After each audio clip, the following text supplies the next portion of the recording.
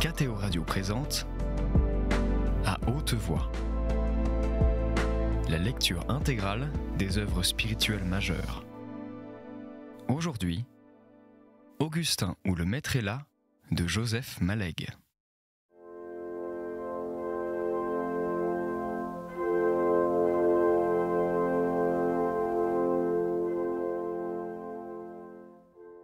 Une jeune femme se détacha du groupe des faneuses.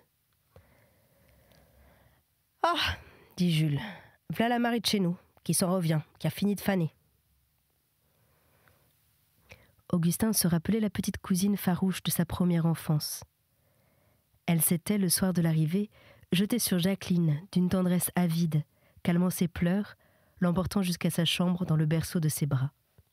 Ils entendirent sa voix fraîche, posée, très maîtresse d'elle. Les rires et les cris eux-mêmes, quand ils venaient, et sans doute ils ne manquaient pas, ne devaient guère dépasser certaines bornes dont elle savait la place. Tout en marchant, elle se nouait sous le menton un mouchoir à carreaux blancs et bleus, posé sur ses cheveux de rose mousseuse. Elle dit « Ils n'ont plus besoin de moi, ou ils ont assez en avance sans moi », ou telle autre phrase de sens voisin qu'Augustin perdit vite, tout à l'étonnement de n'avoir pas, depuis le premier soir, revu la Marie de chez nous. Elle avait pris son râteau et le tenait d'un balancement juste, harmonieux, équilibré. Pendant qu'elle marchait, il aurait été facile à Augustin de dessiner par la pensée les belles lignes de ses jambes, pour peu qu'il eût osé s'y arrêter. Elle regardait droit et un peu loin, d'un regard raisonnable, aussi posé que sa voix, avec deux yeux précis, sans rêve, qui n'avaient aucune raison de se baisser. Elle était haute, légèrement plus grande qu'Augustin. Elle éprouvait, pendant qu'elle parlait au cousin Jules, une sorte de timidité chaude avec un certain pressentiment d'avenir doré, peu soucieux de précision, et qui ressemblait à un sourd bonheur. Son œil fixait tantôt une casaque bise sans aucun accessoire, pièce de toile à coups de ciseaux, tantôt des bas de coton gros bleu, tantôt de petits sabots couleur de fumier, aigus, massifs et délicats, tantôt d'autres choses qui n'avaient rien à voir avec elle, comme le char de regain ou la machine faneuse. Il se permettait aussi de rares coups d'œil discrets, d'une tremblante indifférence, se donnant pour prétexte une attitude d'esprit critique, froide et discriminatrice. Il se surprit cherchant quelque dissemblance, dans une évidente parenté, séparée d'une statue célèbre, cette petite tête ronde et pure qui eût si bien pu paraître classiquement belle, et l'ignorait. Ces associations ne l'écrasaient pas et ne l'exprimaient qu'à peine. Elle eût rejeté d'une mésestime étonnée cette similitude cachée dans la profonde inconscience de sa vie physique, et que ses beaux traits avouaient tout seuls. Il est vrai que bien d'autres choses en elle, et les meilleures parties de son âme, méritaient l'attention des hommes dans leur grâce charmante et tue. La Marie de chez nous, ayant mis le râteau sur son épaule avec la franchise d'un faneur de métier, marchait derrière le cousin Jules. Le petit génie de la beauté, qui la faisait agir sans qu'elle le sût, lui donnait toute la robuste et rustique souplesse destinée à s'accorder à la marche en sabots. Augustin s'arrangeait pour ne pas être exactement auprès d'elle, mais un peu en avant ou un peu en arrière, à cause de sa timidité qui ne cessait pas. Elle eût tout recouvert, même son obscur bonheur, si ce bonheur n'eût reçu de la Providence le don précieux de traverser d'une chaleur fixe, dorée, inaltérable, tous les sentiments posés par-dessus. Les paysans ont coutume de rejeter aux murailles des clôtures tous les cailloux dont ils désencombrent leurs prairies, et la pesanteur se charge de les reclasser sur les chemins. Le souci méticuleux et gauche dont Augustin en protégeait ses bottines lui fournit à plusieurs reprises l'attitude cherchée. Les flaques du chemin de ferme lui aidaient beaucoup. Il avait décidé de lui parler le premier, parce qu'elle ne commençait pas et qu'elle pouvait sans doute aller ainsi, dans ce paysage de chemins creux et de prairies, ainsi indéfiniment silencieuse que le paysage, que les prairies, le dur ciel bleu et tout le reste de l'été. « Est-ce qu'il y a longtemps que vous avez quitté votre pensionnat, Marie ?» « Oh oui, fit-elle, son geste évoquant une chose déjà fort lointaine. Cela fera 3 ans en juin prochain. » Augustin ne se lassait pas de savourer sa voix singulière, parti pour des sons de cristal, mais à chaque instant ramené en deçà, vers la prose des timbres coutumiers, vers la manière un peu sèche dont on commande aux filles de ferme de préparer les 4 heures pour quand les hommes viendront. « Est-ce que vous voyez encore vos religieuses ? Oh, tous les ans, pour les retraites d'octobre. » Les renseignements vinrent ensuite, précis et bien classés, compensant peut-être par leur exactitude une certaine froideur dont elle aurait eu conscience. Sous la voix chargée de raison, persistait cette amabilité volontaire et limitée, dont l'offrande peut être faite généralement à tous les hommes, à tout le prochain, comme on dit au pensionnat, qui doit cependant se revêtir de réserve quand ce prochain devient quelqu'un de particulier, comme Augustin. Je les vois aussi à d'autres occasions. Je suis allée à Lourdes avec leur pèlerinage. Elles viennent elles-mêmes parfois à celui de la Font-Sainte. Ce nom, assez répandu sur les hautes terres, le fit ressouvenir d'une autre Font-Sainte, dans les forêts de son enfance. Les 2 lieux de prière, l'ignoré et l'illustre, le local et l'universel, étaient liés ensemble et côte à côte, également chers à la belle voyageuse. Augustin entrevoyait toute une vie rurale et intérieure, une tranquille pureté avertie. Sans doute, cette petite s'en allait seule partout, forte et belle fille des grands domaines, bouquets de trèfles et de lys. De même, était-elle très capable de remplacer les hommes aux prairies, à l'étable, dans les discussions des champs de foire, et elle l'avait fait quelquefois. Le cousin Jules, tourné de 3/4, jetait par-dessus l'épaule, à l'usage d'Augustin, des renseignements sur les fermes qu'on voyait de loin. Il disait leur nom, celui des propriétaires. Les granges, les carrés de prairies, sortaient du vaste anonymat des terres, devenaient héritage, prenaient visage d'homme. Certaines parcelles du domaine, morcelées par les partages, gardaient néanmoins, avec le tronc primitif, une sorte de parenté profonde. Tous les copartageants n'avaient pas épousé des ruraux, Madame Méridier par exemple. D'aucuns étaient partis vers d'autres horizons économiques, tel le marchand de toile, époux de la cousine Berthe, d'autres morts, comme le père de la Marie de chez nous. Les propriétaires qui n'exploitaient point louaient leurs terres au cousin Jules. Quelques-uns lui vendaient leurs parcelles, enclavées ou non dans ses propres terres. Il prenait tout. Il était très patient. Le lien légal des parentés avait beau s'amincir, on restait parents par la terre. « Ce serait bien assez bon, si ce n'était pas trop narzeux, » disait Jules, en montrant de son coup de menton des prés appartenant précisément à Madame Méridier. Les narces, parties du sol trop humide, où pousse un fourrage déprécié, y étaient cependant peu nombreuses et soigneusement drainées.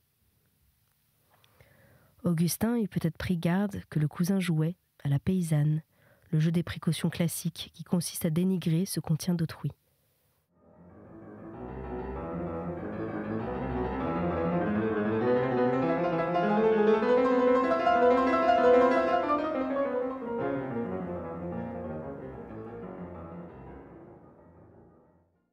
Mais son incompétence lui interdisait toute critique, et il regardait Marie. Il interrompait parfois son oncle, discutait ses évaluations, et précisément à propos de ses parties narzeuses. Il répondait d'un rire railleur et vaguement cordial, un rire de côté, fait avec le coin d'œil et de la lèvre, l'autre moitié du visage immobile et non intéressé. Augustin montra à Marie une échappée d'horizon, visible au bord du chemin, dans un soudain écartement des haies.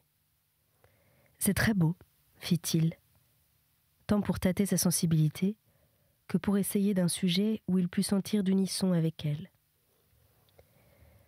Mais la jeune fille, d'une dédaigneuse amabilité, « Oh, maintenant c'est bien trop sec. Le vraiment beau, c'est dans une autre saison, quand on sort de l'hiver, à la fin de mars. » Elle prononçait « mar ». La terre est couverte de neige molle, elle colle à vos sabots. Au premier coup de soleil chaud, tout fond. L'herbe nouvelle sort sous les flaques de neige, si vite qu'elles ont à peine le temps de fondre. Les rigoles ruissellent d'eau de neige. Les bêtes qu'on sort des étables sentent le printemps, elles gambadent. On ne peut pas les tenir. Devant vous s'éclaire dans le ciel jusqu'aux Cévennes. Beau, fertilité, se mêlait en cette géorgique. La beauté pure n'eût pas été saisie par cette sensibilité à la fois dure et ardente. Il la fallait mêler à la féconde terre et aux résurrections du printemps. Comme tous les soirs, on mangea sans lampe. La nuit d'août n'était pas commencée, qu'on prenait déjà le fromage, les noisettes rousses de l'année passée et la confiture aigrelette de groseilles et d'érelles faite par les cousines. La table desservie, les assiettes portées dans la cuisine, les femmes, sans mot dire ni annoncer quoi que ce fût, s'agenouillaient à même le plancher, tout ensemble, devant une statue en plâtre de Notre-Dame de la Font-Sainte.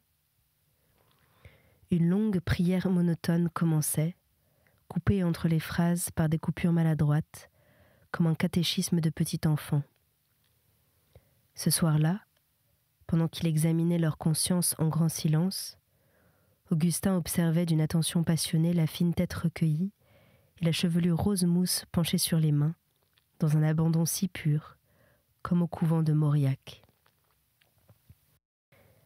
Un moment arrivait où, sans que la prière fût terminée, on sentait venir la fin. La partie latine était dite. Le cousin Jules, un genou effleurant le coin de sa chaise, indication suffisamment symbolique d'un agenouillement plus complet, tirait sa grosse montre d'argent et la montait méticuleusement. Puis il se levait, brossait son pantalon, qui cependant n'avait pu se salir, passait sur le corridor et le pas de porte, bourrait sa pipe, l'allumait et regardait la nuit venir pendant les derniers Ave Maria. Sur cette terrasse, d'où il dominait un paysage infini, allant des premiers frênes au croissant de lune, il faisait, dans sa manière taciturne, une déclaration d'amour à la terre. L'odeur d'air froid et de prairie s'humanisait d'un parfum de tabac dont il était le centre. En cherchant bien, on eût découvert dans l'ouest de sombres traces roses éteints, d'un coucher de soleil qui n'en finissait plus. À l'intérieur, l'Angélus achevé, avec la rallonge du Souvenez-vous et la queue des autres prières, Madame Méridier menait coucher Jacqueline. La petite, s'étant prise d'affection pour Marie, refusait de se coucher sans elle, et la grande jeune fille, en une tendresse de sœur aînée, la portait dans ses bras comme au premier soir. Monsieur Méridier aussi se couchait tôt. Il aimait fumer sa cigarette de sa fenêtre au premier étage, en face du crépuscule. Les autres enfants montaient aussi. Le reste de l'assistance s'écoulait peu à peu jusqu'auprès du cousin Jules.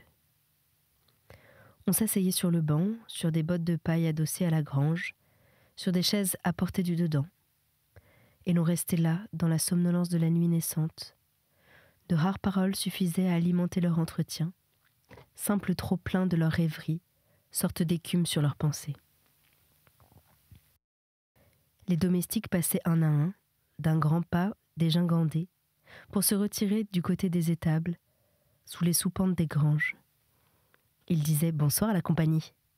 On leur répondait « Bonsoir Pierre » ou « Bonsoir Jacounet ».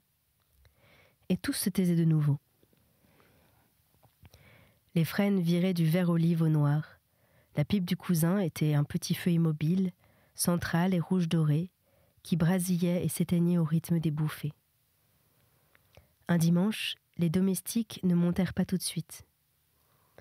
On trouve parfois dans le personnel des fermes des musiciens ambulants, autrefois vieilleux, ou cabretaires, accordéonistes maintenant. L'hiver, ils vont de noces et marchent premiers.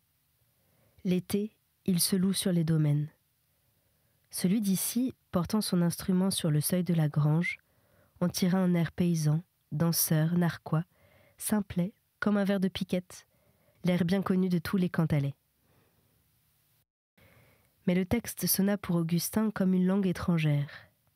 Yonei Shisaon, mamio macatri, cossi farens, quand nous maridarens. Protectrice, la cousine Berthe expliqua à mi-voix, transposant à la troisième personne. Il n'a que 5 sous, Samy n'en a que 4. Comment feront-ils quand ils se marieront ? Mais lui sentait une sorte de joie angoissée, de gêne, de timidité heureuse dont Marie était le cœur. La conversation se trouva lancée sur le mariage. La cousine Noël dit « Quand la Marie de chez nous sera pour s'en aller... » Ce fut un coup droit dans sa poitrine. La région touchée resta sensible dans les minutes qui suivirent. La jeune fille était près de son oncle, la tête penchée en avant, l'air concentré, blotti et abandonné à la fois, les bras allongés l'un contre l'autre et serrés entre les genoux. Depuis les fines petites galoches vernies qui remplaçaient les sabots, jusqu'à l'extrémité des brunes et longues mains, tout son corps, au repos, se disposait pour une grâce inemployée, une souple force calmée, la docilité on ne savait à quoi. Augustin fixait avec ténacité dans sa direction quelque chose au-delà d'elle, les bottes de paille dans l'angle lointain de la grange, là où l'homme avait chanté. Ainsi, il ne perdait rien d'elle, sans paraître la regarder exprès. La belle forme rêveuse et reposée existait dans son voisinage, mais hors de lui, sans rien lui demander, sans en rien attendre, multipliant par cette indifférence son aigu et son douloureux attrait.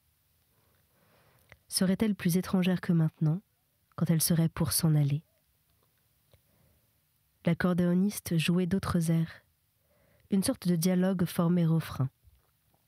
« Bonjour ma maîtresse, bonjour mon galant. » Augustin se sentait sur lui-même d'une lucidité singulière mêlée de romanesque, de renoncement et de désir, se figurant engagé dans une poursuite vaine où la fugitive échappait d'une dédaigneuse aisance, tandis que lui-même s'épuisait avec sourire et désespoir. Ses analyses traversaient et jaugeaient ses lyrismes. Ne nourrissait-il pas sous une autre forme un rêve identique et chaque fois renouvelé ? Aujourd'hui, c'était Marie. Antérieurement, il ne pouvait dire oui du côté des Sablons. Coextensif à sa vie, trait de son caractère ou de son âge, il ne savait. Il penchait pour le second. Marie avivait aujourd'hui ce rêve d'une douleur contingente et délicieuse.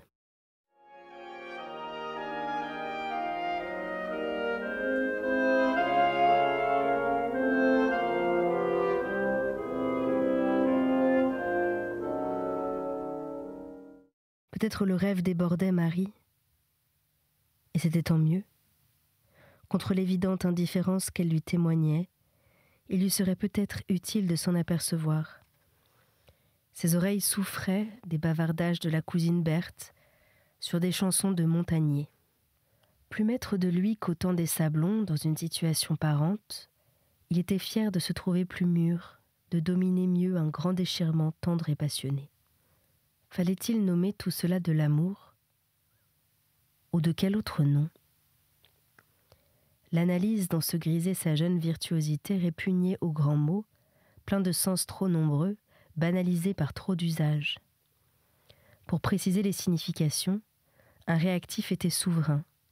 Serait-elle sa femme ? Dans l'effervescence sentimentale provoquée par ce mot, il vit jaillir une vie très différente de ses désirs connus, bornée, immobile et profonde, pleine de pensées chiffrables et d'étonnants repos, vision trop simple. C'était cela qu'elle porterait dans ses 2 mains, si elle s'ouvrait pour lui.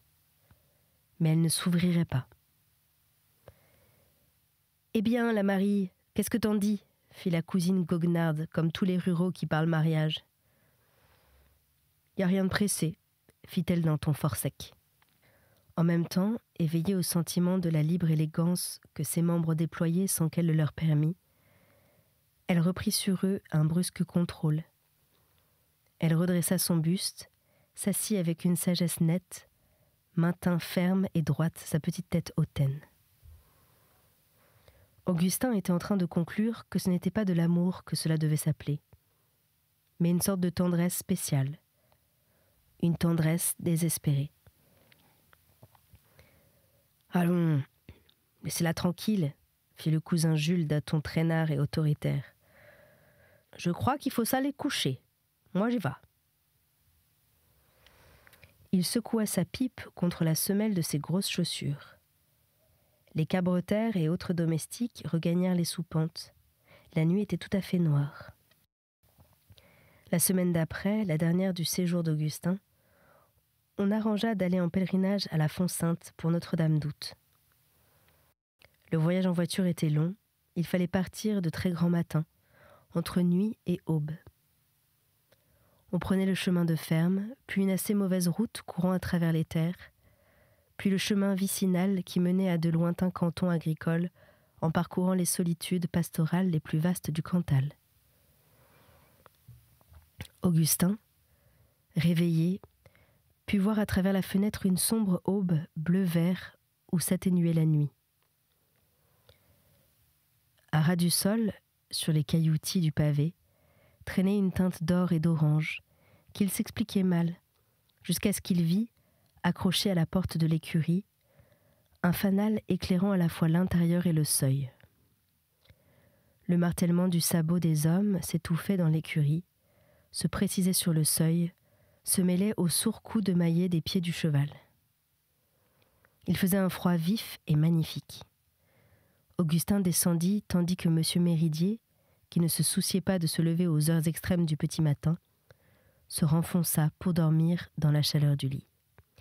Il y avait sur la table une jatte de lait, un litre de vin, une tourte de pain bis, un bon morceau d'épaisse fourme jaune et ce jambon des campagnes dont l'eau de cuisson sert pour les soupes.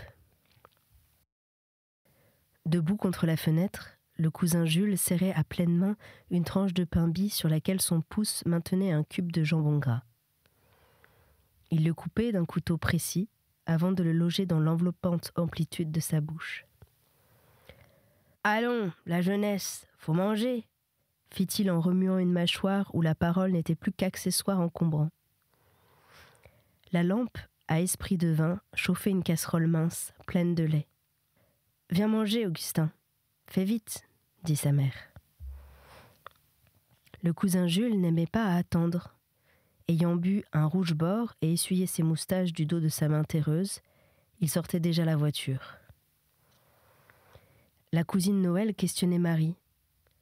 Si le gigot y était, et le salé et les œufs et le vin, la tome, et la brioche, et le sucre, et tout. Elles portaient toutes deux un foulard noir sur un chapeau de paille au ruban noir, le tout d'une rusticité assez pauvre. Le tricot épais, de laine noire, qu'elles avaient mis par-dessus leurs vêtements, les revêtait du deuil continu et traditionnel des paysannes. Informe silhouette rembourrée de laine, Noël s'enroulait au cou une chaîne d'or cossu, dont le bout attaché à une montre invisible se perdait dans la poitrine. Mais le jeune corps de Marie ne pouvait se dissimuler tout à fait sous ce tas de vêtements rudimentaires. Quelques détails émergeaient des lainages. Le dessin d'un poignet, une vue de profil subite et perdue, et toute la longue forme pure. L'aube commençait. Plus rien du bleu-vert étrange. On sentait un jour qui serait chaud et commençait glacial, tout jeune, blanc-gris, d'une immensité encore vide et disponible. À l'ouest, un îlot d'ouate, d'un rose fixe et froid, se désagrégeait sur place, très lentement. Le cousin Jules conduisit le cheval par la bride pendant les premiers 100 mètres. Augustin s'assit sur la banquette de devant. Marie de chez nous, Marie de Labro, Noël, occupait avec Christine les sièges intérieurs, protégeant les 2 paniers, les parapluies et tous les accessoires. Dès qu'ils furent sortis des arbres et commencèrent d'avancer dans les étendues découvertes, la bise du matin les prit dans sa course, les heurta de coups de vent, à coups d'eau glacée, durs et coupants comme des silex. Sur les bancs arrière, piaillait le détail des causeries paysannes, dont la criarde vivacité ressemble à une dispute. Autant qu'il pouvait l'atteindre dans les intervalles des jacassements. Augustin était attentif à une jeune voix aussi précise et volontaire que les autres, parmi ces vibrations de sec cristal. Les roues de la voiture écrasèrent enfin des sables granitiques. Le chemin de ferme cessait, c'était la route. On put trotter, on entendit ce raclement des sabots de frein tout le long des descentes, musique des anciens voyages, encore chantée par les véhicules paysans. Sous les boqueteaux, entre deux talus qui hérissaient une broussaille d'érelles et de fougères, l'aube gardait son goût de bain froid. Mais déjà aux parties dénudées de pâturages rugueux, et tout en motte, fumaient de petites buées où le hasard des premiers coups de soleil allumait des prismes purs et minuscules. Au bas de la descente, de l'autre côté d'un ponceau, on trouva le chemin vicinal. Il montait une douce, interminable côte menant à ces hautes plaines d'herbage appelées montagnes, où de mai à octobre broutent les troupeaux. Le cousin Jules commanda « Faut descendre, faut soulager le cheval ».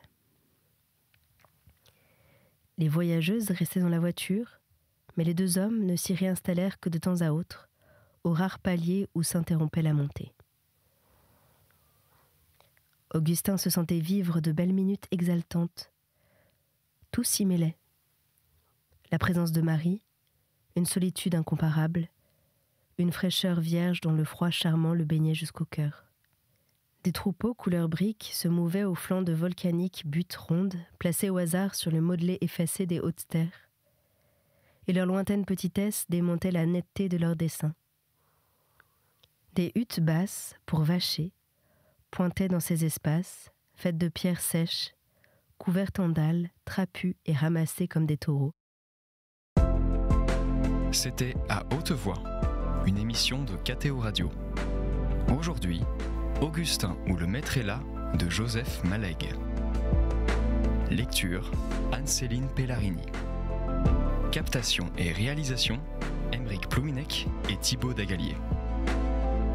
Une émission disponible en podcast sur ktoradio.com et sur l'application KTO Radio.